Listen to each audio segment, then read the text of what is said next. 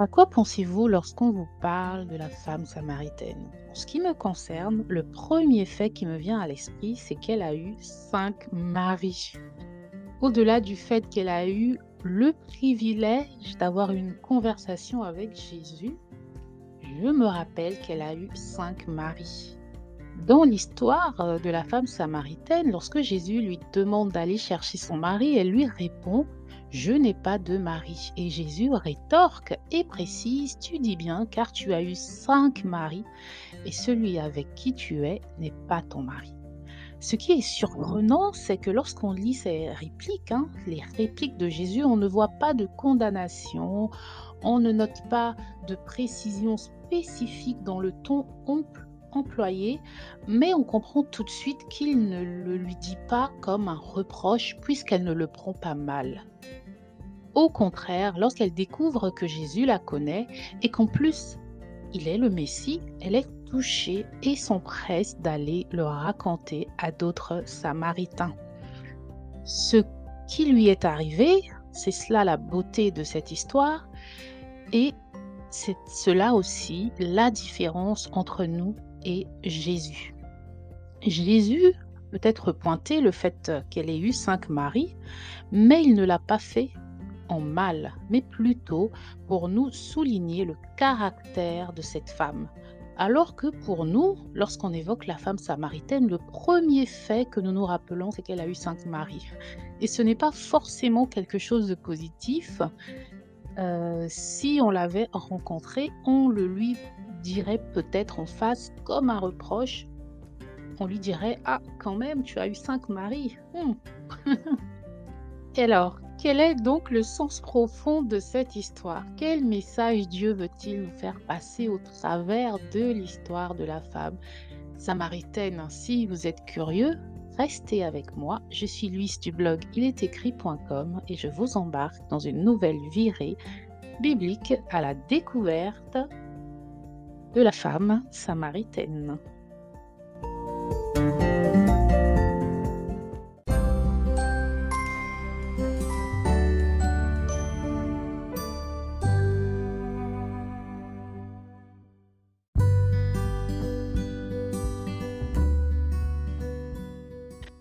Alors, avant de commencer, je ne le rappelle pas dans chaque épisode, mais je le redis aujourd'hui, que je fais des études courtes pour donner envie d'aller creuser dans la Bible. Le but du blog ilestécrit.com, c'est de rendre curieux et amoureux de la parole. Donc, bien sûr, je ne vais pas vous garder des heures à m'écouter. L'histoire de la femme samaritaine est pleine de facettes et de révélations et je ne pourrai pas toutes les aborder. Pas que par souci de temps, mais aussi parce que je ne sais pas tout et il y a sûrement des choses que j'ignore encore dans la symbolique profonde de cette histoire. Mais je vous encourage à faire vos recherches, à aller la découvrir par vous-même et aussi, bien sûr, écouter d'autres études à ce sujet. Alors, on commence. On plante le décor dans les premiers versets qui nous racontent cette histoire dans le livre de Jean au chapitre 4. Je vous cite Jean 4 des versets 1 à 6. Le Seigneur ayant donc appris que les pharisiens avaient ouï dire qu'il faisait et baptisait plus de disciples que Jean, toutefois ce n'était pas Jésus lui-même qui baptisait, mais c'était ses disciples, il quitta la Judée et s'en retourna en Galilée. Or, il fallait qu'il passât par la Samarie. Il arriva donc à une ville de Samarie nommée Sichar, qui est près de la possession de Jacob, que Jacob donna à Joseph son fils. C'était là qu'était le puits de Jacob. Jésus donc, étant fatigué du chemin, s'assit près du puits. C'était environ la 6e heure du jour. Fin de citation. On apprend donc dans ce passage que Jésus doit passer par la Samarie pour aller vers une autre contrée, et c'est dans ce contexte qu'il se retrouve à un puits qui n'est autre que le puits de Jacob. Jésus est fatigué, seul, ses disciples sont allés chercher à manger et lui, il va rester là. Et ce n'est pas anodin que Jésus soit seul à ce moment-là parce que ses disciples n'auraient peut-être pas donné de l'importance à cette femme, ils n'auraient pas pris le temps de l'écouter et l'auraient peut-être même jugée en laissant échapper des commentaires dérangeants. On lit d'ailleurs un peu plus loin sur les disciples dans Jean 4, 27. Sur cela, ses disciples arrivèrent et ils furent surpris de ce qu'il parlait avec une femme. Néanmoins, aucun d'eux ne lui dit: que lui demandes-tu ou pourquoi parles-tu avec elle? Donc on voit bien que ses disciples trouvaient étrange qu'il s'adresse à une femme. Aurait-il gardé le calme tout au long de leur conversation? Dieu seul le sait. Peut-être que cette femme n'aurait pas écouté Jésus, ni ne se serait attardée à lui parler, à avoir une conversation avec lui s'il était en compagnie de tous ses disciples. Il y a une différence entre s'approcher d'un puits où il y a un seul homme et d'un puits où il y a une dizaine d'hommes. Et cette femme est quand même brave parce qu'elle arrive devant le puits, elle voit un homme seul et elle s'avance quand même tranquillement pour puiser son eau. On peut se dire qu'elle a l'expérience des hommes, elle n'a pas particulièrement peur d'eux. Elle n'est pas impressionnée par les hommes, visiblement. Aussi, plus on lit l'histoire, on se rend compte aussi que le puits n'est pas dans un endroit public, dans un endroit où il y a beaucoup de personnes. C'est un puits qui est à l'extérieur de la ville. Donc il n'y a pas grand monde, mais malgré cela, elle n'a pas peur. Hein. De nos jours, quand on est une femme, quand on arrive dans un lieu désert, bien sûr, en tout cas moi, je vois un homme seul dans un lieu désert et je ne vais peut-être pas m'aventurer à m'approcher de lui, parce que je ne le connais pas, je ne sais pas. Mais bon, cette femme, en tout cas, elle est brave. Et il n'y a pas grand monde et en plus, elle n'a pas peur de lui et elle lui répond même: «Toi, un juif, tu me demandes de l'eau». Vous voyez? Elle a confiance en elle, hein, elle est prête à se défendre. Donc on continue dans la suite du passage, toujours dans Jean chapitre 4, des versets 7 à 26. Je ne vais vous lire que des bribes parce que c'est très long et je vous encourage à lire l'ensemble du chapitre. Donc Jésus lui dit: «Donne-moi à boire». Et cette femme samaritaine lui répondit: «Comment toi qui es juif me demandes-tu à boire à moi qui suis une femme samaritaine? Car les Juifs n'ont point de communication avec les Samaritains». Jésus répondit et lui dit: «Si tu connaissais la grâce que Dieu te fait et qui est celui qui te dit: "Donne-moi à boire", tu lui en aurais demandé toi-même et il t'aurait donné une eau vive». Donc après cela, ils passent, dans un mode, très, très profond où ils ont une conversation dans laquelle cette femme ne va pas tout de suite comprendre. Elle va pas tout de suite comprendre ce que Jésus lui dit, mais il va lui parler, de vie éternelle, d'eau vive, et il va surtout lui dire que: «Si je te donne de cette eau, tu n'auras plus jamais soif» et elle, elle dit: «Donne-moi de cette eau afin que je n'ai plus soif et que je ne vienne plus ici pour en puiser». Donc elle ne comprend pas qu'il s'agit d'une eau spirituelle. Mais à ce moment-là, Jésus, pardon, va lui dire: «Appelle ton mari et viens ici». Et la femme va lui répondre: «Je n'ai point de mari». Et là, Jésus va lui dire: «Tu as fort bien dit, je n'ai point de mari, car tu as eu 5 maris et celui que tu as maintenant n'est pas ton mari», etc. Et donc, à ce moment-là, cette femme, elle va voir en Jésus un prophète. Elle va se dire: «Waouh, tu es un prophète». Et ensuite, elle va évoquer le Messie. Donc, on voit qu'il y a tout un cheminement qui se fait dans son esprit et Jésus va confirmer va confirmer quand elle va lui dire: «Je sais que le Messie, c'est-à-dire le Christ, doit venir. Quand il sera venu, il nous annoncera toutes choses». Jésus lui dit: «Je le suis, moi qui te parle». Belle histoire, n'est-ce pas? Donc vous voyez qu'il y a beaucoup de personnes sur internet, qui disent que Jésus n'a jamais dit qu'il était le Messie. Jésus l'a dit. Jésus lui dit: «Je le suis, moi qui te parle». N'est-ce pas évident? Donc cette femme et Jésus ont une discussion autour de l'eau, autour de la soif et Jésus lui fait comprendre qu'elle a soif et que si elle avait réalisé qui était devant elle, elle boirait une eau vive qui donne la vie éternelle. Le détail que Jésus nous donne ensuite sur le fait que cette femme avait 5 maris, il le donne bien après lui avoir parlé d'étancher sa soif. Et ce détail nous permet à nous de comprendre que nous avons là affaire à une femme assoiffée. Le fait d'avoir soif, c'est en fait son problème, c'est euh, sa blessure à elle. C'est une personne qui a besoin d'étancher sa soif ou de trouver la paix, et elle a essayé de trouver le bonheur au travers de différentes relations qui ne l'ont jamais satisfaite. Donc, elle a constamment soif et c'est au travers de toutes ces relations qu'elle recherche quelque chose qu'elle ne trouve pas.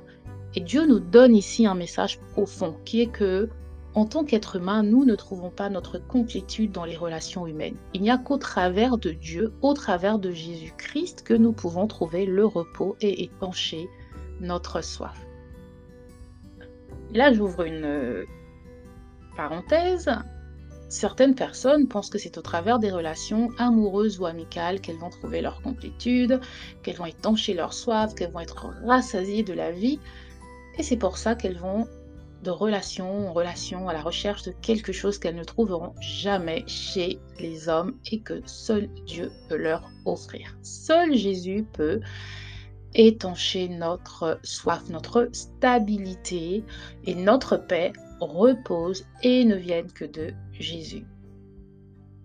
Donc cette femme samaritaine, Jésus lui parle juste d'elle et il ne fait pas de miracle, il lui montre juste qu'il la connaît, il ne la juge pas, alors que d'autres l'ont peut-être jugée, d'autres dans sa communauté la connaissent sûrement et la jugent en fonction de son passif, en fonction de son passé. Et là, Jésus, elle tombe sur un homme qui lui parle la parole malgré le fait qu'il est juif et lui parle d'étancher sa soif. Et cela est suffisant pour que cette femme voie et croie.